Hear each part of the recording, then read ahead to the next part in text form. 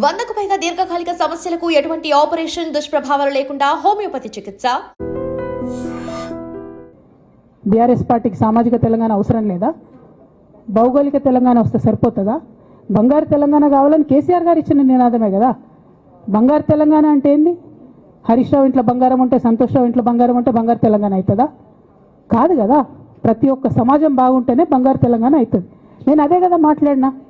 దానికి ఇష్టం వచ్చినట్టు నా మీద స్టోరీ లేపిస్తే నేను భవన్లో పోయి కూర్చొని బాజాప్తా, ఎక్కడో కాదు, బయట ప్రెస్ మీట్ పెట్టలేదు, ఏ ప్రెస్ క్లబ్లో పెట్టలేదు, డైరెక్ట్గా తెలంగాణ భవన్ నా ఆఫీస్ అండి, నా పార్టీ భవన్లో పోయి కూర్చొని నేనేం చెప్పినా, నా మీద కుట్రలు జరుగుతున్నది, నా మీద విషప్రచారం జరుగుతున్నది అని చెప్పిన. నేను రామన్నను బుజ్జగించి గడ్డం పట్టుకొని అడుగుతా ఉన్నా, అన్న నీ చెల్లెని, ఒక మహిళా ఎమ్మెల్సీని మన పార్టీ ఆఫీస్లో కూర్చొని నా మీద కుట్రలు జరుగుతున్నాయని నేనంటే మీరు వర్కింగ్ ప్రెసిడెంట్గా ఉన్నారన్నా ఫోన్ చేయరా అన్న? నాకు ఏమైంది బేటా, ఎందుకు బాధపడుతున్నావు అని ఫోన్ చేయరా? ఇది ఎప్పుడు జరిగిన ఇన్సిడెంటు? లేక లీక్ కాకముందు, నేను నా కొడుకు గ్రాడ్యుయేషన్కి అమెరికా పోకముందు, అంతకుముందే.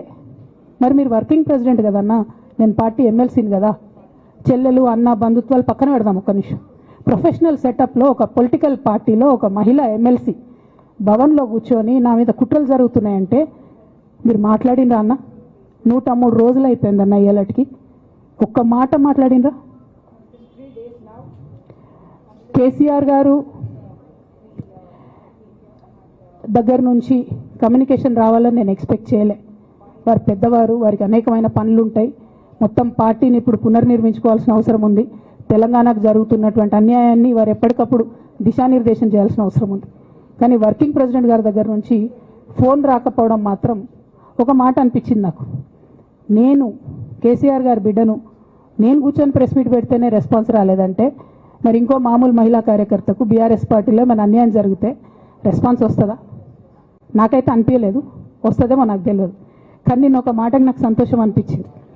నాకు నోటీస్ రాగానే అక్కడ మహిళా ఎమ్మెల్సీలు కూర్చొని, మహిళలందరినీ కూర్చొని, ఫస్ట్ టైం అనుకుంటా భవన్లో 5 మహిళలు కూర్చొని ఇండిపెండెంట్గా ప్రెస్ మీట్ మాట్లాడింది. చాలా సంతోషం. ఇటువంటి అంతర్గత ప్రజాస్వామ్యం రావాలనే నేను కోరుకున్నా.